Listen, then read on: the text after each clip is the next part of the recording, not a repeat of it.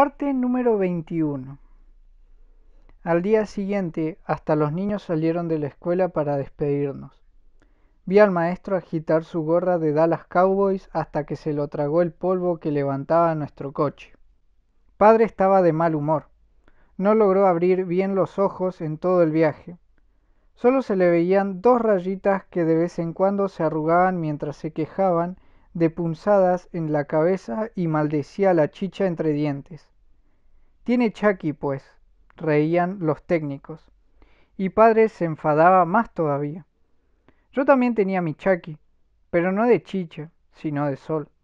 La cara me ardía y me dolía la cabeza. Pero no me quejé porque no estaba el horno para bollos. A media mañana llegamos a otro pueblo donde había que instalar un panel solar. Pero esta vez, nada más terminar la instalación, salimos pitando sin dar tiempo a que trajeran la chicha y a la chica robusta del pueblo para que bailara con padre. Creo que eso a los del pueblo no les hizo mucha gracia, porque a aquella gente le gustaba ser hospitalaria y agradecía aunque uno no quería. Solo los técnicos se quedaron a festejar. Padre se despidió de ellos con el coche en marcha. Nos vemos mañana en Caja Catapa. Cajua Tapata. Eso. Eliana miró su reloj. Perfecto. Tenemos tiempo para llegar a dormir a Choquehuanca. ¿Choquehuanca? Padre se extrañó. ¿Qué se nos ha perdido allí?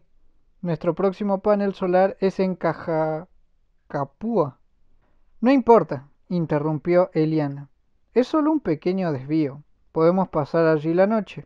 Les tengo preparada una sorpresa. El pequeño desvío de Eliana fueron 4 horas, y su sorpresa era don Melchor. Don Melchor era viejo, se movía despacio, y lo miraba todo con mucha intensidad, como si pudiera ver por dentro de las cosas. Y según Eliana, veía realmente dentro de las cosas, porque era yatiri, o sea, medio sacerdote, medio curandero. Podía sanar enfermedades, conocer el destino de la gente, leer en la naturaleza mensajes que a los demás se nos escapa y hablar con él más allá. El curandero nos invitó a pasar a su casa y nos sentó en torno a una mesa. Afuera estaba atardeciendo, pero allí dentro estaba ya muy oscuro, hasta que don Melchor nos alumbró poniendo sobre la mesa una lámpara de aceite de lo más curioso. Antes que la lámpara había sido un bote de aerosol matacucarachas. Se ve que por allí no había llegado la energía solar de padre. Don Melchor y yo somos viejos amigos, dijo Eliana. Cuando viajaba a La Paz, siempre pasa a verme y a venderme ungüentos medicinales. Pero vamos a ver, Eliana, susurró padre, aprovechando que don Melchor se había levantado para encender el brasero. Como toda una señora doctora, ¿puede creer en ungüentos milagrosos, amuletos y rezos? Además de ver lo que los demás no veían, aquel hombre oía lo que no debía, porque fue él quien contestó a padre con palabras suaves y firmes a la vez. Cada enfermedad necesita su remedio, ingeniero. Hay enfermedades que solo los médicos pueden curar, hay otras que deben curarlas los yatiris, y hay otras que no las cura nadie. Antes de atender a un enfermo, consulto en las hojas de coca si soy yo quien debe sanarlo. Miró a padre con ojos que me parecieron algo maliciosos. Y como lo suyo no es realmente una enfermedad, permítame que le ofrezca un remedio sin necesidad de leer la coca. Tendió a padre una taza humectante que olía muy fuerte a Dios sabe qué. Bébase esto, para su Chucky. ¿Qué Chucky? Gruñó padre, entre molesto y asombrado. Don Melchor no contestó. Padre alzó las cejas, mirando a Eliana como diciendo, ¿lo tomo? Dímelo tú, que eres médico.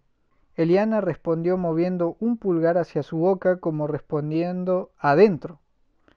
No sé si sería el efecto de aquella bebida, pero a partir de entonces a padre se le fueron abriendo poco a poco los ojos, y al final de aquella velada los tendría abiertos como platos.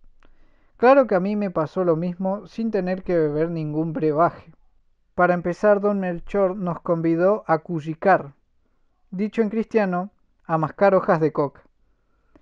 Eran unas hojas verdes más bien pequeñas de aspecto normalito. Había que ponérselas en un lado de la boca e irlas amasando para sacarle el jugo.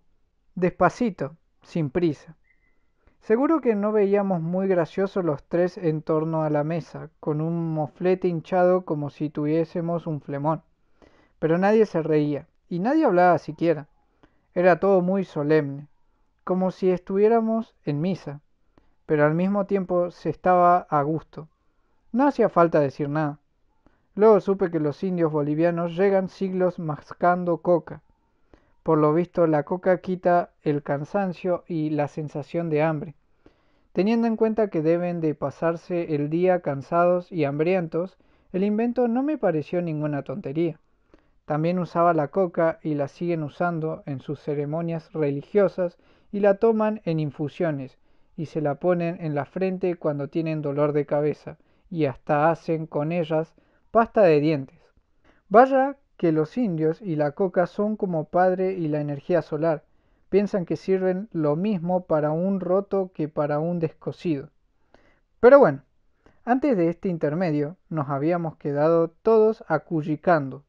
Y así seguimos hasta que Eliana rompió el silencio diciendo: Don Melchor, ¿querría usted leer la coca aquí a mi amigo el ingeniero? No, empezó padre. Yo no crr... Y ahí se detuvo. Juraría que iba a decir: yo no creo en esas cosas, pero lo debió pensar mejor. Quizá porque empezaba a sentir respeto por don Melchor y no quería ofenderlo, o quizás porque estaba hasta un poco dispuesto a creer en esas cosas. Don Melchor se levantó y su sombra inmensa bailoteó por las paredes. Volvió con una tela de aguayo que extendió sobre la mesa.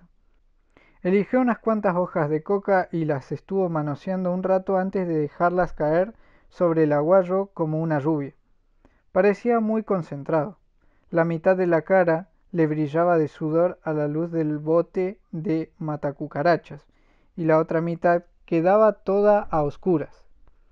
Daba un poco de miedo.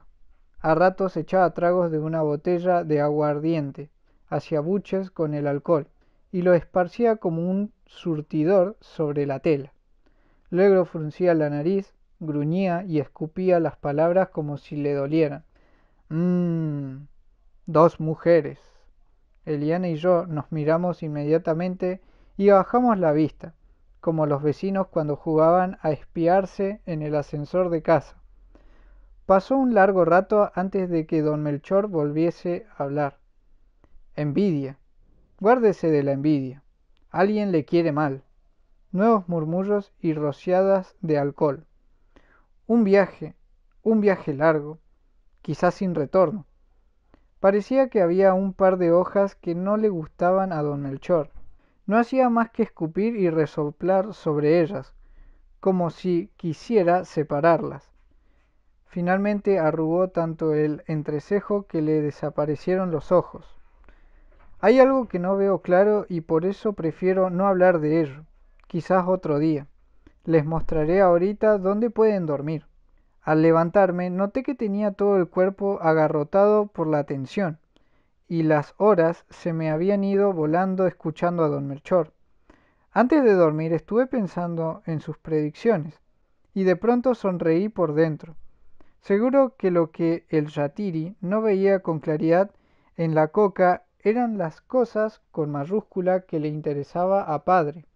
Apuesto que aquellas hojas que no supo leer decían energías alternativas, pacifismo, ecología, cuestión indígena. Y esas cosas a un campesino del altiplano le debían sonar a chino, por más adivino que fuese. Parte número 22. Soñé que me clavaban agujas en la cabeza, y cuando desperté me las seguían clavando. Estuve un rato con los ojos cerrados, oyendo como padre y Liliana preparaban las cosas para el viaje, cuchicheando entre sí y soltando risitas. Las risitas me dolían como unas cuantas agujas. María, susurró ahora a mi lado la voz de padre. María, tenemos que salir ya. Abrí los ojos y todas las agujas se hundieron de pronto un poco más en mi cabeza. Me incorporé en el saco y la habitación empezó a girar en torno mío. Volví a tumbarme otra vez asustada. ¿Qué tienes, María? No sé, la cabeza me duele y estoy un poco mareada. Eliana se acercó y me tocó la frente. ¿Tiene algo de fiebre? Yo creo que ha sido el sol de ayer que le ha hecho mal. Lo mejor es que se quede descansando. Padre y Liana se alejaron unos pasos de mí y me llegaron ráfagas de sus conversaciones a media voz. Pero hay que llegar a caja... ¡Puñetas! Como sea. No hay más días. Era la voz preocupada de padre. Nada, yo me quedo con la niña. La niña. Esa era yo para Iliana. Odié esa palabra y me dio otra punzada en la cabeza. Será lo mejor. Una pausa. Oye, ¿y cómo llego yo solo a ese maldito lugar? Porque anda que el desvío por el que vinimos ayer se las traían, ¿eh? Que alguien del pueblo te acompañe. El mismo don Melchor. La niña interrumpió la conversación. No estoy tan mal. Puedo quedarme yo sola, dije con firmeza, un poco de rencor y un poco de ganas de hacer de mártir. Casi prefería que Eliana y mi padre se pasaran un día solos soltando risitas a sus anchas a que Eliana adoptase conmigo el papel de madre. Se fueron después de media hora de dudas y titubeos de padre. Ponte bien, Marucha. Como a las 4 estamos aquí, me susurró en el oído. Luego se oyó el ronroneo de un motor y el canto de un gallo. Me quedé amodorrada. Desperté con escalofríos impulsadas por todo el cuerpo. Algo me estaba taladrando la cabeza. De vez en cuando se contraían los músculos sin yo quererlo. Una mano rasposa me tocó la frente y solo su contacto me dolió. Estás enferma, Palomitay, dijo don Melchor mirándome con sus ojitos tan vivos. Me encontraba realmente mal. Tuve miedo y una sensación muy grande de abandono, como aquel día, hacía ya siglos, en que padre se olvidó de irme a buscar a la guardería y pensé que no vendría por mí jamás. No estés asustada. Melchor te va a curar. Sopla aquí 3 veces. Obedecí automáticamente. Me incorporé un poco y di 3 soplidos ridículos sobre un trapo que don Melchor tenía en las manos. La habitación dio 7 vueltas en torno a mi cabeza. A ver qué dice la coca sobre su enfermedad, murmuró don Melchor. Mientras el yatiri hacía sus manejos con las hojas de coca, apreté los ojos y llamé con la mente a padre, tan fuerte que me pareció casi imposible que no me oyera. La tierra te ha cogido, mi hijita, y no quiere soltarte, dijo al cabo don Melchor. La tierra se ha enojado contigo y ha agarrado tu espíritu. Seguramente cuando venías hacia aquí. Hay que hacerla apaciguar para que te lo devuelva. La tierra. Váyame mes. Lo que yo necesitaba era un médico de verdad, vestido de blanco, que me recetara algún antibiótico de nombre muy largo y acabado en ine. Pero no tenía fuerzas para protestar. Todo lo que ocurrió después lo recuerdo como en una bruma. El cartucho aquel se llenó de olores raros, a tabaco, a hierbas. Me recuerdo incorporada a medias, envuelto en una manta, respirando los vapores de una tinta llena de agua y hierbas. Y luego acostada, con don Melchor restregando mi cuerpo con una pomada viscosa, mientras unas cuantas viejas me rodeaban murmurando, mascando coca, bebiendo y fumando cigarros. En cuanto pretendía incorporarme, la habitación volvía a correr como loca alrededor mío, y padre no venía aunque yo le llamase gritando con la mente. Estaba enfadado con él por eso. ¡Qué tontería! Hasta que en algún momento perdí la esperanza de que viniera. Estaba sola, sola en territorio enemigo, sin tijeras, sin médico, sin nada de mi mundo, y encima la tierra me había cogido. O eso decía don Melchor. Pero no había que hacer caso a don Melchor. Era la fiebre. que me hacía creer tonterías. ¿Por qué me iba a coger a mí la tierra? ¿Qué le había hecho yo a la Pachamama? Boba. Ya hablaba de la tierra, como si fuera una persona, igual que los indios. Hasta empezaba a ocurrírseme cosas que podían haberla ofendido. La Pachamama era la madre tierra, la madre de los bolivianos. Era Bolivia, y yo la había odiado, la había despreciado, me creía por encima de sus habitantes, me burlaba de sus cholas, me reía cuando don Melchor leía las hojas de coca, cerraba los ojos a las cosas que no me gustaban y las metía en mi trastero. Pedí perdón a la tierra, estaba muy asustada, le expliqué que ya no la despreciaba, eso había sido antes, le había ofrecido alcohol en Todos Santos. ¿Es que no se acordaba? Era amiga de Casilda. Sabía hacer sacta de pollo. Había mascado coca. Me empezaba a gustar el sonido de la quena y el cielo del altiplano. Total, que estaba aprendiendo a respetarla y si me soltaba, la iba a respetar aún mucho más. No iba a reírme de lo que no entendía. No iba a volver la cara a las cosas feas. Iba a honrar a la tierra siempre. Era un pacto entre nosotras. Y lo iba a cumplir. Vaya si lo iba a cumplir. Ponía al abuelo Ilimaní por testigo. Al imaginarme la silueta de Ilimaní me fui tranquilizando, hasta que me entró sueño y con el sueño se me fue el miedo. Me parecía que lo que estaba pasando no me pasaba de veras a mí. Incluso llegué a decirme, a lo mejor es que me voy a morir. Pero aquello no me afectó mucho, como si yo no fuera yo, o como si morirse nos fuera tan grave, después de todo. Cuando volví a abrir los ojos me encontraba casi bien. Enseguida me acordé de la Pachamama. Parecía que había cumplido su parte del trato. Ya no llegaba luz a través del ventanuco. Me asusté. ¡Padre! Las 4 de la tarde tenían que haber pasado hacía tiempo y padre no había regresado. ¿Le habría pasado algo? ¿Y si había tenido un accidente? Las palabras que había dicho Melchor la noche anterior empezaba a bailar en mi cabeza. Un largo viaje, quizás sin retorno, quizás sin retorno, quizás sin retorno. Y sentí una angustia muy grande que me recorría todo el cuerpo y se me quedaba como una bola en el centro del pecho. La tierra me había soltado, pero había cogido a cambio a padre, y todo para castigarme a mí, porque padre...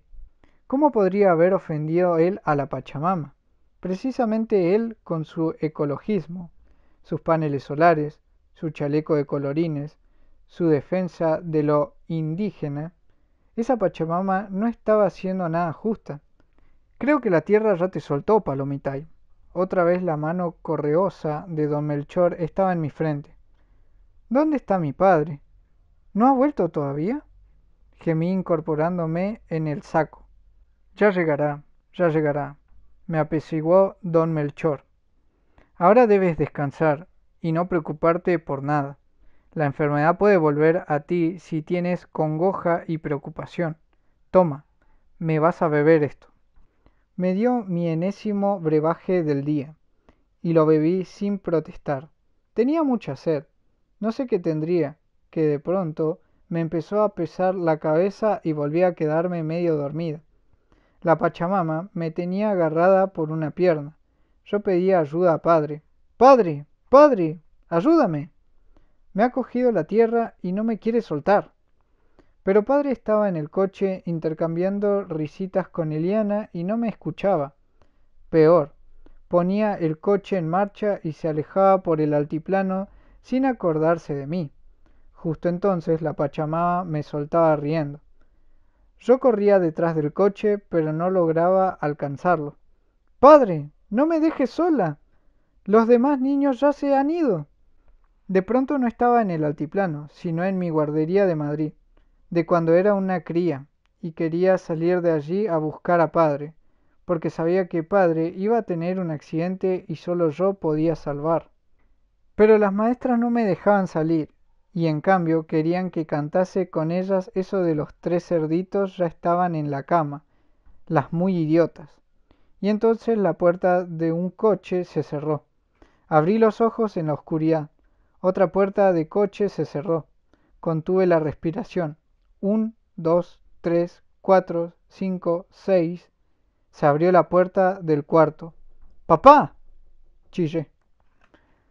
Y me abracé a su bulto como si fuera la protagonista de un culebrón de la tele. Hasta se me escaparon unas lagrimitas. Bueno, bueno, Marucha. Tampoco es para tanto. Ya no estaba enferma. Estaba sentada y la habitación permanecía quieta. Tijeras me miraba a la luz de una vela con cara mitad tierna, mitad guasona. De pronto todo estaba bien y lo que hacía unas horas me parecía trágico se volvía ridículo. Mi pacto con la Pachamama, el accidente de padre, yo llamándole por telepatía. Pestañeé muchas veces seguidas para secarme los ojos. Delante de Tijeras las lágrimas siempre parecen estar de más. Padre me explicó, de forma confusa, sus aventuras del día. Cómo habían pinchado 2 veces, la segunda sin rueda de repuesto. Cómo habían intentado caminar hasta Cajuatapata, pero se habían perdido a medio camino. Cómo habían sudado. Cómo los técnicos los habían encontrado al anochecer. Cómo habían tiritado. Cómo habían tragado polvo. Cómo no volverían a viajar por el altiplano jamás sin 4 ruedas de repuesto, una manta de alpaca y un ventilador de pilas. Y dime, María, ¿tú cómo has estado? Yo, bueno, así, así.